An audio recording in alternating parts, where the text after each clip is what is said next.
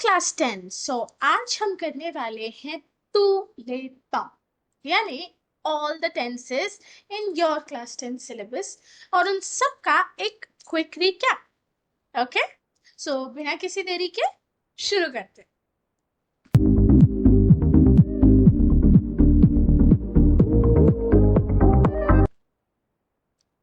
Il y a combien de temps, dixième? So there are how many tenses in 10th? Table ही देख लेते हैं ना। सो ये रहे हमारे टेंसेस जो हमारे सिलेबस में। सो तीन मोड्स हैं, indicative mode, conditional mode and subjunctive. आज की वीडियो में हम सब्जंक्टिव नहीं करने वाले क्योंकि वो सेकेंड टर्म का टॉपिक है। आज की वीडियो में हमारा फोकस रहने वाला है इंडिकेटिव और कंडीशनल। सो हम क्या क्या करने वाले? इंडिकेटिव मोड के अंदर हम रिवाइज करने वाले हैं all three past tense, present, imperative and all three future tenses. और कंडीशनल मोड के अंदर हम करने वाले हैं le conditionnel phrase. So mind it, it's just a quick recap video. It's not a detailed understanding of each tenses, their exceptions and everything. Okay, उसके लिए description box में I'll put the links of individual tenses. All right, चल we'll start with the indicative mode, le passé. So let's begin with the past. Okay, first we have le plus que parfait.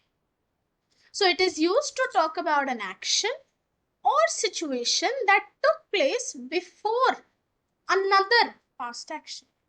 So two actions in the past. The first one that is done and completed, of course, is always in plus que parfait. What is the formation of plus que parfait? You have être or avoir in imparfait. With it, you use the past participle of the verb. Les marqueurs. So how do you identify that whether or not in this sentence you have to use plus que parfait? So you know, मैं आपको हर tense के कुछ markers बताती हूँ।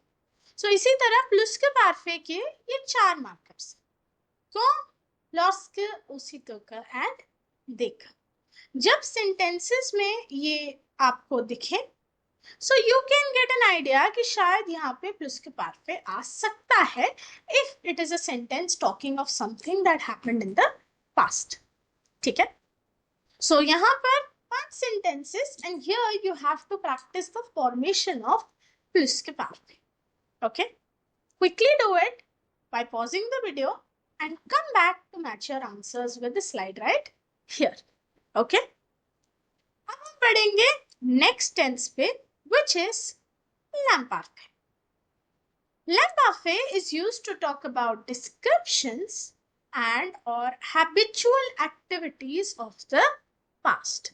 तो ये वो tense है जो बात करता है पास्ट के डिस्क्रिप्शंस की या हैबिचुअल एक्टिविटीज की।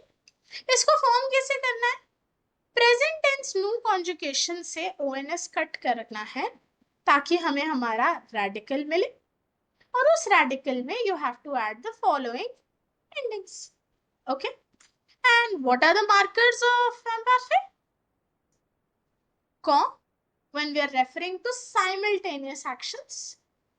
Tu le matin, tu le soir, tu le nuit. So anything with l'adjectif tout, habituellement, d'habitude, et fréquemment, something that used to happen. Okay, so in all these cases, you will use the imparfait. And now time for a practice exercise. Quickly pause the video, attempt this exercise and then come back to verify your answers. Okay, so 2 down, third one, le passé composé. So it is used to talk about actions that were completed in the past.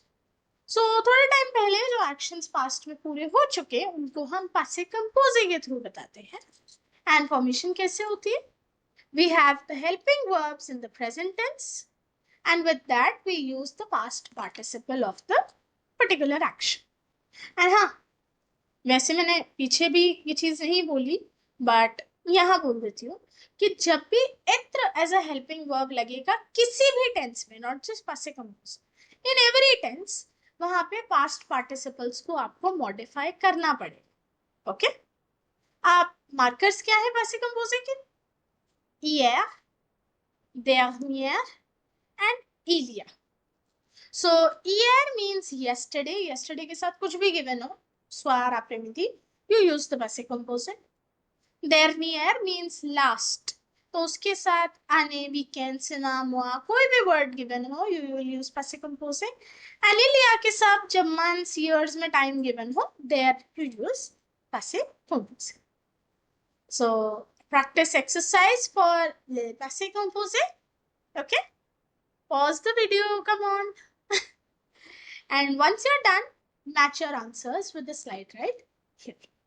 देखा कितनी जल्दी 3 tenses हमने revise कर लिए और उनका formation भी समझ लिया। ऐसी वीडियो काम आती है ना पेपर से एक दिन पहले।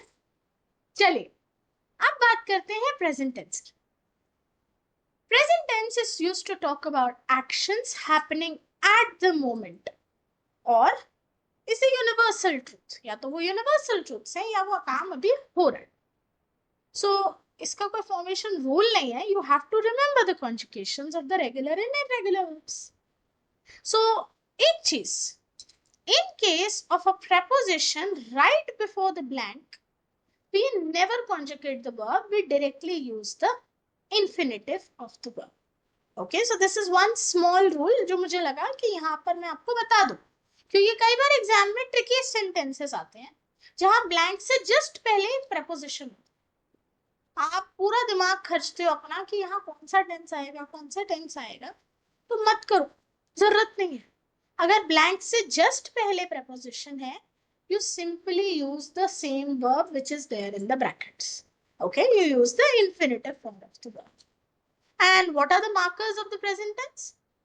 Aujourd'hui, today, il est fast sont les marqueurs du temps. And all those sentences जिसमें और कोई tense का marker ना हो, 99% वहां present tense ही आता है।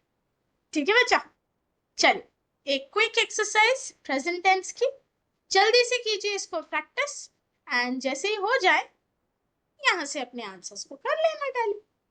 ठीक है, सो 4 down, 5th one to go. The imperative, the imperatives, it is used to convey urgent messages and or give commands, orders or advices. तो हम मैसेजेस, कमांड्स, ऑर्डर्स और एडवाइसेस इंपेरेटिव के थ्रू देते हैं। फॉर्मेशन के लिए हम क्या करते हैं, वी हैव द थ्यू, नो एंड हु form of the present tense जो हम विदाउट सब्जेक्ट प्रोनाउंस यूज करते हैं। Now how do I know कि सेंटेंस में इंपेरेटिव लगाना है? What is the marker? les phrases sont son sujet. सो का मतलब होता है विदाउट। तो वो सेंटेंसेस जहां ब्लैंक से एकदम पहले कोई सब्जेक्ट प्रोनाउन ना हो, वहां पे आपका इंपेरेटिव आता है। ठीक है बच्चा, चलिए एक्सरसाइज कर ले। So this is your quick exercise for practicing l'imperatif. Okay, once you have completed it, match your answers with the slide right here. All right, अब क्या past tense हो गए ना, past के तीनों, present and imperative।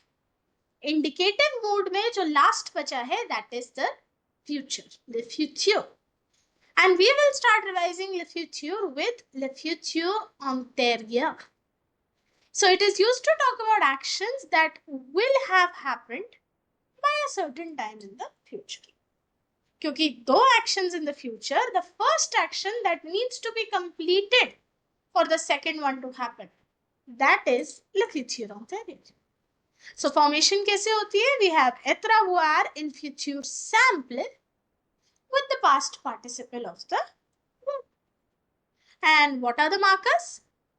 Same for quand, lorsque, aussitôt que, at, dès. So जब ये markers आपको future के किसी context में दिखे, you use le futur antérieur. Past के किसी context में दिखे तो you use le plus के passé. Okay? कर लीजिए ये एक्सरसाइज को प्रैक्टिस, तभी तो कॉन्फिडेंस आएगा धीरे धीरे कि एक एक टेंस की क्लैरिटी तो हमारी बिल्डअप हो रही है, और एक एक की बिल्डअप हो जाएगी तो आने दो कितनी भी मिक्स्ड एक्सरसाइज सब हो जाएंगे। ठीक है, चलिए मैच कर लीजिए अपने आंसर्स को इस स्लाइड के साथ। सो अब बढ़ते हैं हमारे अगले टेंस की ओर, which is le futur simple. Future simple is used to talk about future plans or intentions. So one can also use it to make predictions. So future में होने वाले काम की बात करने के लिए they use the simple future tense. How is the formation? We take the verb in its infinitive form, कुछ irregular भी होते हैं of course, and to that we add the endings of avoir. Okay. What are the markers of the future simple? We have demain, prochain and dans. Okay. So with demain, that is tomorrow, agar kuch given हो like demain soir, demain après-midi, you use le futur simple. Prochain, which is next, उसके साथ अगर given हो l'année, le week-end, le semaine, le mois prochain, we use le futur simple again. And dans, quelques mois, année, quelques temps, we use le futur simple. Concept को proper करने के लिए ये exercise हो जाए।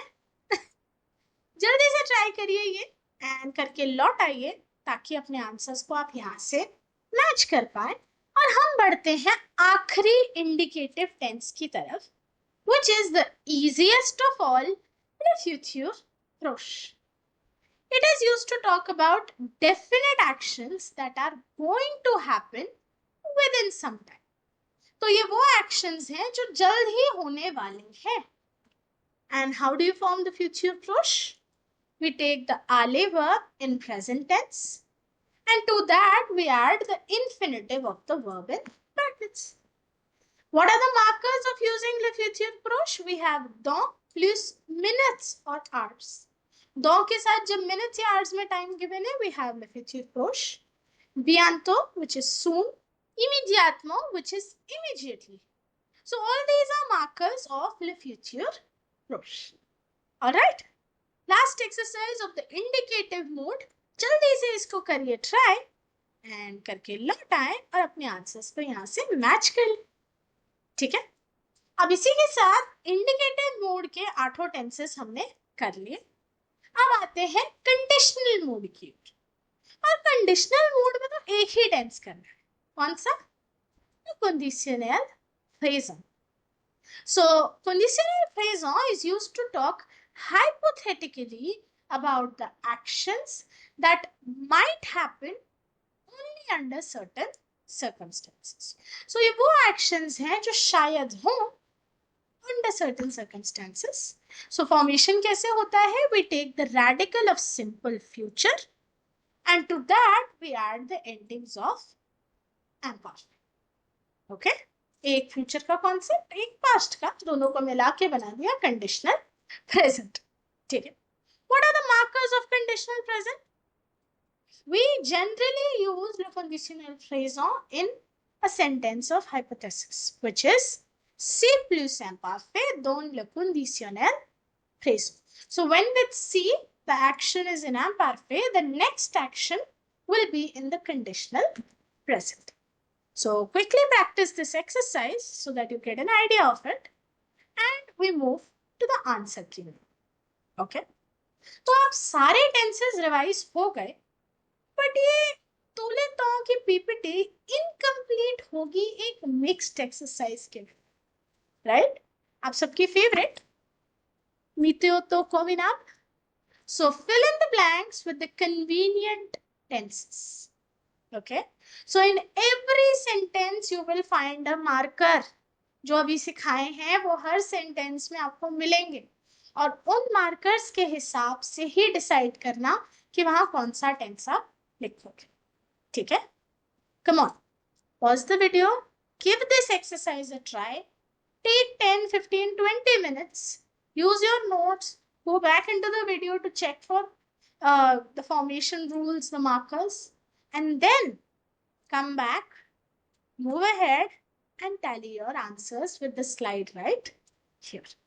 Okay, so you have all the answers now, you have practiced all the tenses now. So जितने लोग paper से कुछ दिन पहले या एक दिन पहले ये वीडियो देख रहे हैं, bon chance, all the very best for your exam, because with this exercise my video comes to an end. I'll meet you in the next lesson now. Till then, au revoir.